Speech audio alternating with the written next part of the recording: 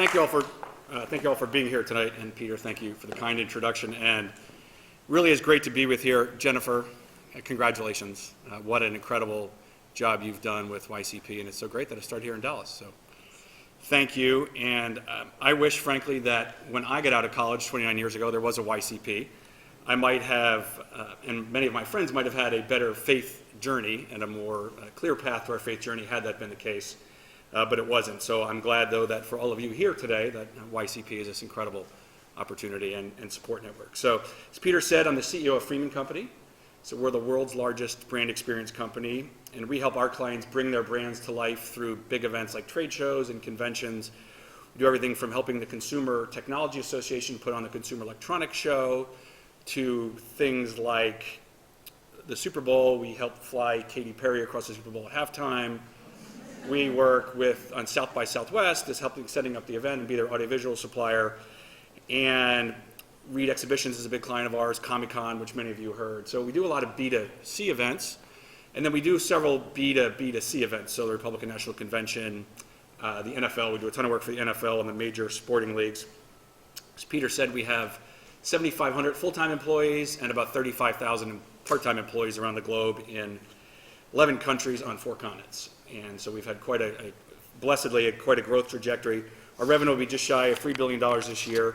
Interestingly, it's a 90-year-old family and employee-owned business. And through hard work, dedication, and marrying our chairman's daughter, I was able to move up through the org chart at Freeman all the way to CEO. And it's been a great experience. My wife, Chris, and I, as Peter said, are very blessed to be the parents of 3 great kids. We have Kit, who's a sophomore at Boston College, went to Ursuline. We have Buck, who's a junior at Jesuit, and then we have Connor, who's a freshman at Cistercian, who Father Philip teaches for physics. So it's really, we're very blessed to be, there you go, very blessed to be part of the Catholic community here in Dallas. Interestingly, my wife is Presbyterian, so we have a mixed marriage. We got married in the Presbyterian Church, but I got dispensation from the Archdiocese of Washington when I lived there, and we had a Catholic priest, Father Gilbert Graham, oversee it. But Chris is very appreciative of the Catholic faith, and so we've had all of our kids baptized and done all their sacraments in the Catholic Church, and we go to Mass every week. I'm not sure our daughter in college goes to Mass every week, but that's part of the college faith journey, and we're going to help her with that. So, but I can reflect back to my own faith journey of coming out of 4 years with the Christian Brothers in high school and then 4 years at Boston College, and I have to admit that all right, very good, thank you. Go Eagles. I have to admit that regular Mass attendance wasn't a priority for me when I was in college, and I would go to Mass when I was home with my family, when it was a holy day, or when I was dating someone who happened to be Catholic, and she wanted to go to Mass. And as I think back, I really do wish I had, whether it was YCP or Focus, found an organization that could help me deepen my faith at a little bit earlier age. I feel like I missed out on a lot of things because I didn't take my academics and my faith as seriously as I might have, and thankfully I didn't do anything illegal or anything like that. But I do think I would have appreciated my college experience more, appreciated the opportunity, appreciated the sacrifice my parents did to have us in school at the colleges that we all went to, my 3 siblings and I. And so it would have been beneficial for me to have deepened my faith at a much earlier age. But I understand that we all get on the road of our faith journeys on our own schedule. So after graduating from Boston College, I moved to Washington, D.C., ostensibly to work, which is what I told my parents, and apply to law school, but it was really just about extending my college experience of living with my roommates and not wanting to get a full-time job, and which I succeeded in doing and for a little while, but then I realized I needed to eat. So I interned on Capitol Hill for the summer. I got a job with the trade association in the trucking industry and was all set to go to law school. I'd applied to and had been accepted to Catholic law school. And as unserious as I was unfortunately treating my faith, I was also unserious about going to law school because I thought that would be a lot of work. And at the same time, I got an offer for a job leaving the trade association, the American Trucking Association, to work for one of their member companies in their government affairs office. And it felt like this was this big crossroads for me. I didn't know what to do. And so I did what seemed appropriate as I went down to Bethany Beach, I guess, which is the South Padre Island of Washington, D.C., and we went to a bar and I flipped a coin, and it turned out that staying in work was the winner, heads up. And so I began my career as a lobbyist, and instead of going to college. And I was thinking to myself, as someone has once said to me because it was a lot of money at the time, even though it's a pittance now, but as someone said to me, when someone is throwing money at you, don't duck. And so I decided that I would keep working instead of going to law school. And it was right around that time that two things happened. The first was a bit of I would call it a spiritual reawakening. So, very Catholic family. We, definitely went to Mass every Sunday, and college was just not a priority. But, one day I woke up, and although I was experiencing this sense of independence of being, making some decent money for the first time and living on my own, I just did feel this emptiness or hollowness in my life that, is this really all that I've been called to do? I could see a career path now, and being in the early stages of on the road to success, and I just felt this this emptiness in my life. Was it all about just the money and career? Was there, frankly, something else that was God calling me? To what end was I doing what I was doing? And interestingly, I remember one Sunday I just woke up, I was living in Washington D.C. and went to Blessed Sacrament Church, which is around the corner from where I lived, and really had a great experience in just sitting there in church and really, listening to the gospel, trying to process the homily, really thinking about what was my purpose in life? Why was I here? Was I just going to go down the road of being a cultural Catholic, or was I going to take a step and invest the time? And so that was a big opportunity for me. At the same time, I started dating my wife, as I mentioned, who is Presbyterian, but is, thankfully, God is a real central part of her life. And it was clear to me that she was the right person for me in my life. It wasn't clear to her, however, that I was. It took about 3 years to convince her. And so we, clearly she had a Presbyterian background. I was a Catholic. It seemed like as we started dating and ultimately got married and then moved to Chicago where I was in business school that, perhaps there was a middle ground between Presbyterianism and Catholicism.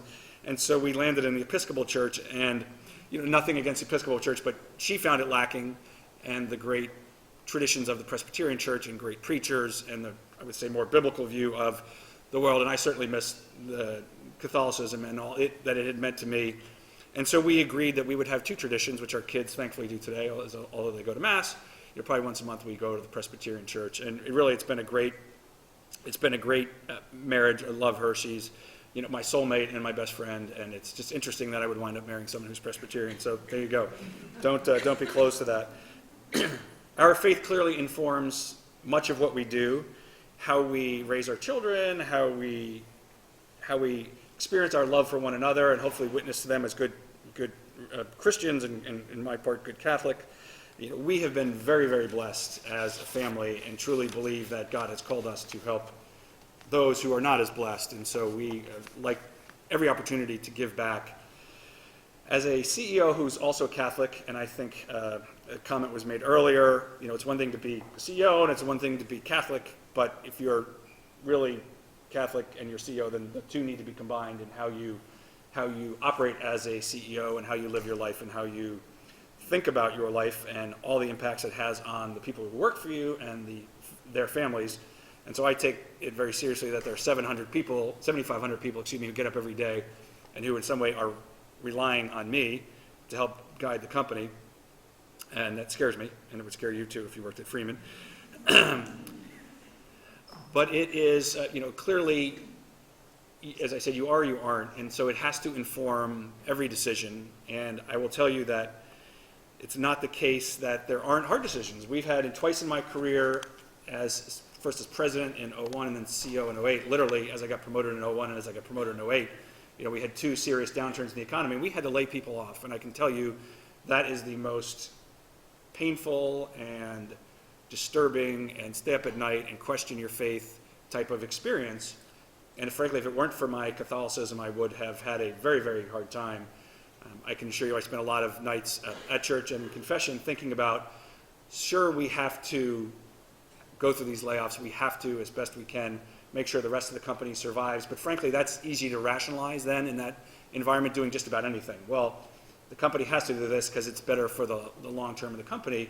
And that was the struggle. And so thankfully, my wife's family and I are very aligned in terms of how we treated all those employees. We doubled and quadrupled our severance program. We did outsource counseling. We were very, very thoughtful and generous, and we really waited till the end. But in 2008, 30% of our revenue went away in an 18-month period.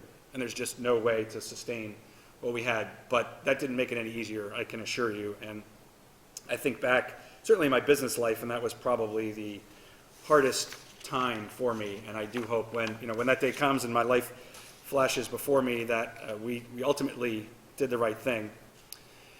Certainly going to Mass for me, because I have a lot of friends who have fallen into that cultural Catholic world, and as I said, would have benefited from a YCP, but they're no longer Y now. So if there's an OCP, maybe they would fit in that category, or maybe an MCP,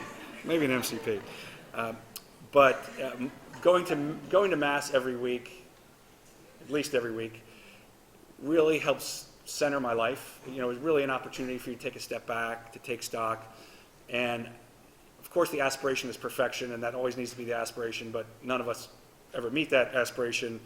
And so the opportunity for me to really recenter and figure out what I did wrong, how I can get better, how I can help strive for that ideal. For me, it is just an important part of my life and who I am. And as I said, it really does inform decisions we make. We're going through some other changes in our company right now, which ultimately will all be positive, but they impact people's lives.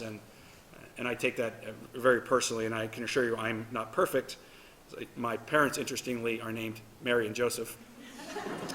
And so that does create a little bit of pressure on me, but I can assure you I come up short more often than I would like. But that doesn't mean I don't keep trying. And I don't think it's hypocritical to espouse the goal or the aspiration of sainthood and reaching that pinnacle, even if we know we're not going to get there and if we know we're going to fall short. But just I would encourage you to, as you think about your own faith journey, wherever you are in that process, to think about the opportunity that Catholicism offers you to help strive for that. And obviously you're all here tonight, so I want to congratulate you for being here, because it is I just think YCP is such a great organization, and I think you're also blessed to be part of this. And again, Jennifer, congratulations. So the other challenge, so I talked a little about the business world, so the other part of the challenge in my life is, so we've been blessed, we've been very successful, and we like to do nice things, we want to take nice trips.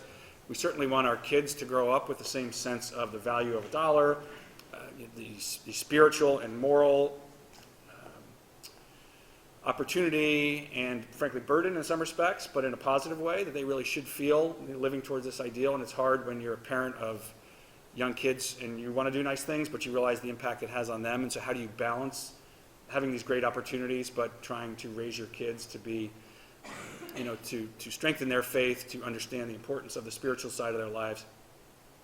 We're very blessed to have had our son at Cistercian and other son at Jesuit, where the faith communities there are fantastic, which I'm sure many of you are aware of, and our daughter who went to Ursuline, and thankfully, even if she's not at Mass every week, I do know that she goes from time to time, because I'm there with her as often as I can. And so I would love to take questions at the end, but I don't want to bore you with me talking. I'd frankly be much more interested in your questions. But I do think it's great to see so many people here who are interested in continuing that faith journey and deepening your faith wherever you are in that. There was a realization, I think, at that moment I mentioned to you when I was just out of college and really was called back to the church, and it was a realization that at the end of the day we are some of the decisions in our lives. And what is going to inform those decisions? What is your guidepost? Where is your faith journey taking you? And is it just all about the career and the money, or is it the fact that we are all called by Christ, as I believe we are, to try and live our lives as best we can with the example that He's given us?